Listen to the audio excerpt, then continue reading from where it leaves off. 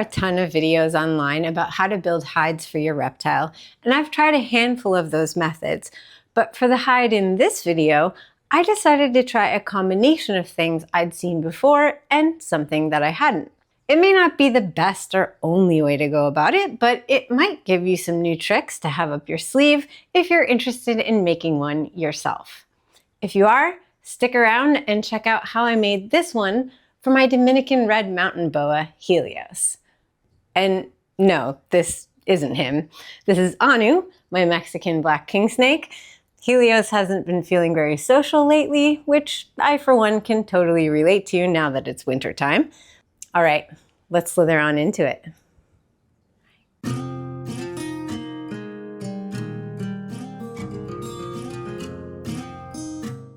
So here's what you're gonna need in order to make this hide, and I'll put a list in the description below as well. Chicken netting, masking tape, spray foam, wax paper, work gloves and nitrile gloves, epoxy clay or some kind of non-toxic air drying clay, wire cutters and pliers, acrylic paint and brushes, eco-poly sealant, and a rock. You'll understand if you keep watching.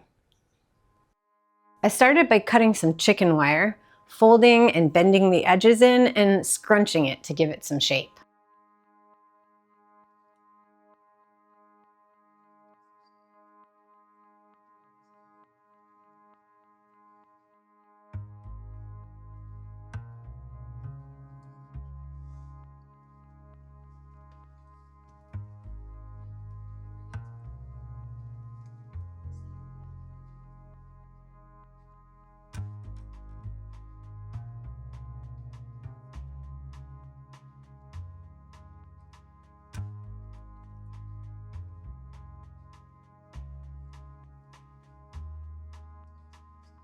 It doesn't have to be perfect. This is just your skeleton for the form of the hide.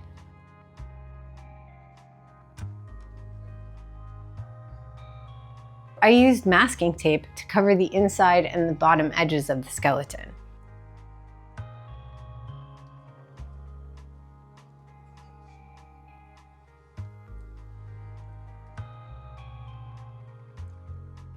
You just want to make sure that there are no openings or exposed wire.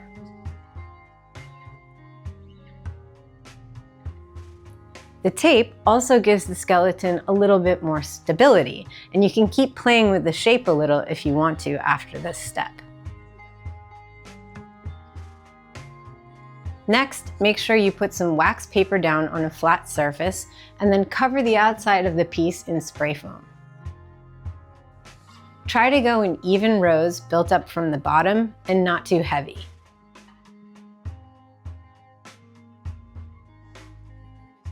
Don't forget to spray it with water at the end if you want it to cure a little faster. Once it's cured, you can use a serrated knife to cut down the foam.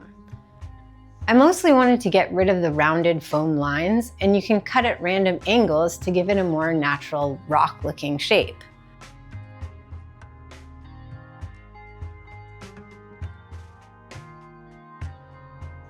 You'll probably want to clean up the opening to the hide a bit, as well as the bottom edge. Once it's in the shape you like, use a vacuum to remove the flyaway bits of foam. I started off using Epoxy Sculpt epoxy clay.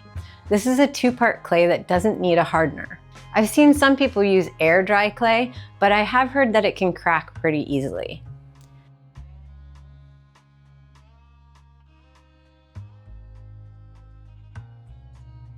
You'll need to mix part A and B together in equal parts, making sure it's completely blended. Folding it and then rolling it like dough is a good way to get it unified.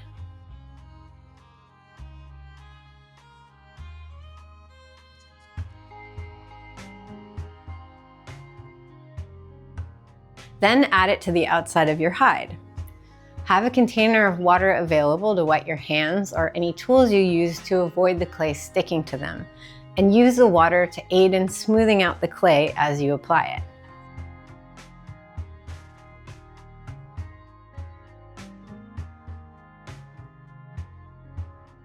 You're only doing the outside of the hide, but you'll want to make sure to wrap the edges of the entrance. Just try not to put the clay over any of the inside wire framework.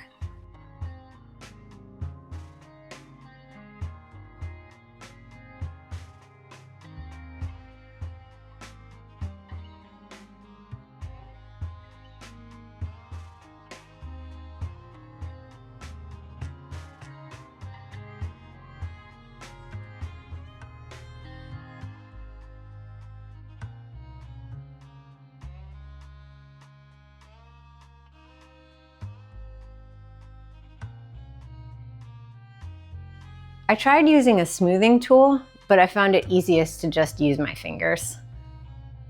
Before the clay hardens, you want to texture it.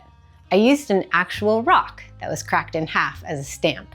Make sure you dip it in water continuously as you go so that the clay doesn't stick to it. Don't be precious about it. In fact, I feel like I could have gone much harder with the texture on this and it would have looked a little bit more interesting.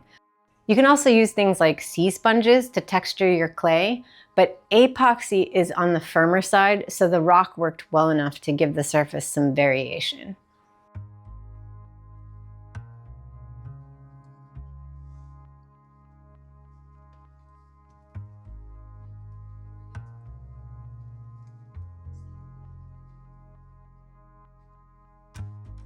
Obviously, I wasn't done with adding the clay, but I didn't want what I had applied to harden while I prepared and added more. So I just textured what I had done already before starting the whole process over again.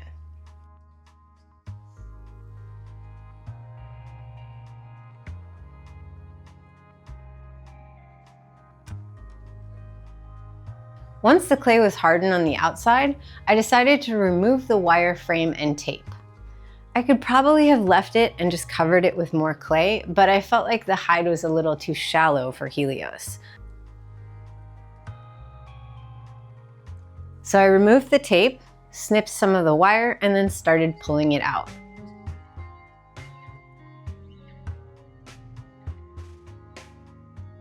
Once you've cut some of the frame into sections, it's pretty easy to use pliers to pull the whole thing out of the foam.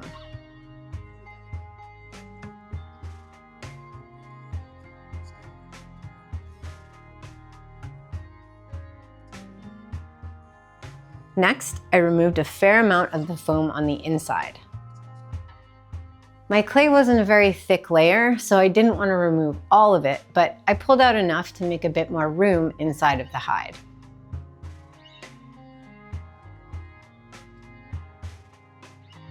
We weren't done with the clay yet though.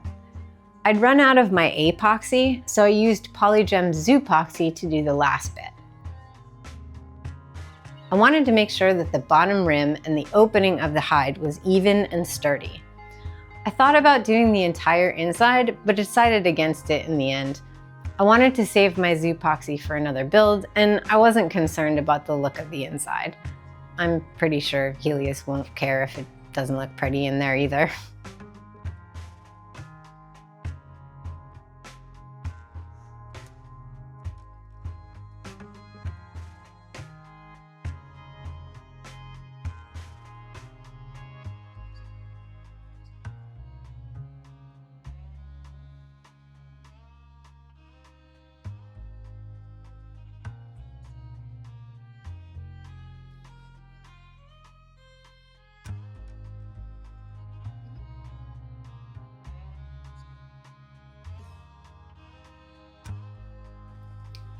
I did want to seal the inside though, so I used some tinted Drylock to thoroughly coat the foam.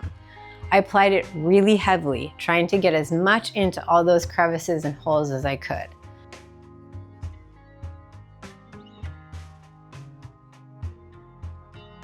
Since it's hard to tell if you've gotten to it all when the paint is wet, apply a heavy first coat and then come back for a second one after it's dry.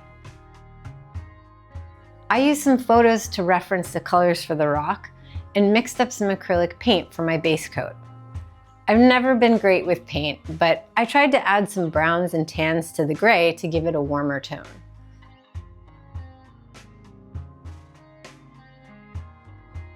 This would be the darkest color, so I applied this heavily to the outside and made sure to get in every little crevice on the surface.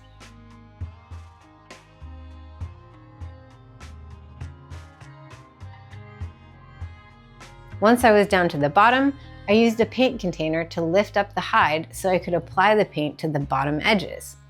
It's also a handy way to spin the piece around as you work without touching the wet surface.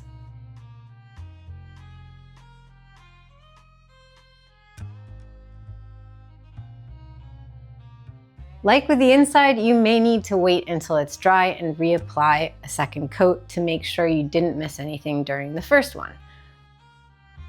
I kept a container of my base coat just in case I needed more of it later.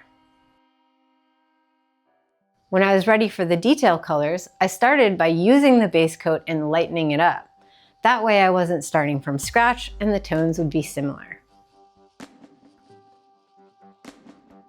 Then I dry brushed lightly over the dark color, trying to create some highlights at random across the surface.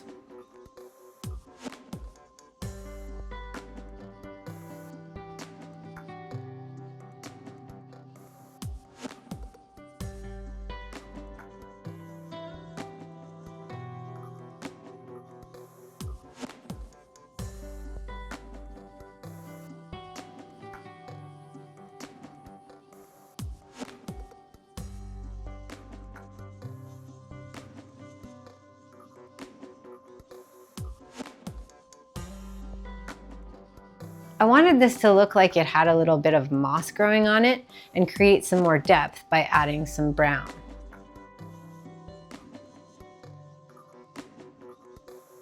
It's good to note that the paint always looks a lot brighter when you first apply it. I was pretty worried when I started adding the brown and the green, but as you'll see, it changes dramatically as it dries, and I could have gone heavier with my other colors.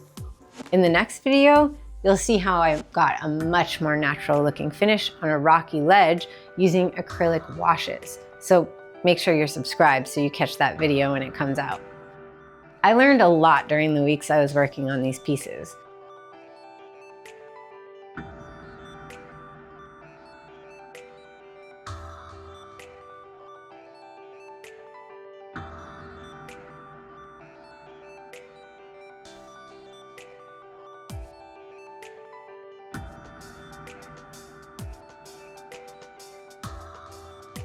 To be honest, I wasn't really happy with it when the paint had dried, but I decided to move on to the final step, sealing.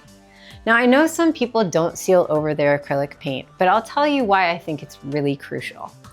Acrylic is water-based, so when you end up needing to use cleaning solution on it or really scrub the hide when your snake pees or poops on it, it's very possible that you'll end up removing or ruining your paint job when you do.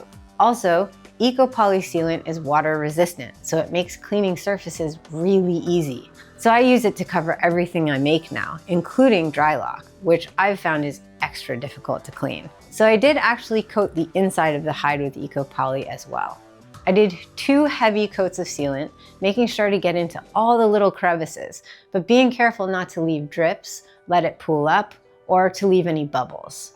Sponge brushes can help smooth out the wet sealant if your brush is creating bubbles as you apply it. Eco-Poly is UV resistant, non-toxic, and safe under heat, but make sure you give it a week to cure before you put it in your enclosure. The sealant also darkened the color and evened it out, which I thought made it look a lot better.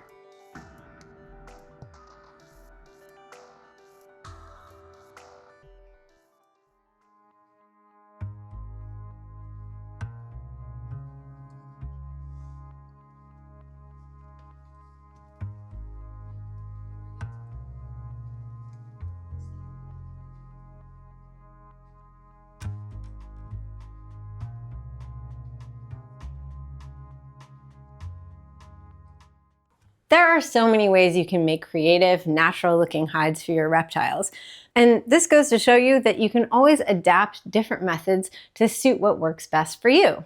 I'm constantly learning, and trying new things is part of the fun of creating enrichment for your reptiles. That growth and improvement is all part of what I call snake therapy. And I think this one worked out pretty well in the end. Let me know what you think in the comments, and make sure you're subscribed and have those notifications on, because I've got some pretty epic builds in progress right now that I'm very excited to share with you soon. Oh, and don't forget to boop that like button before you go. I'm Shira, and this is Anu, and we'll see you again soon for more snake therapy.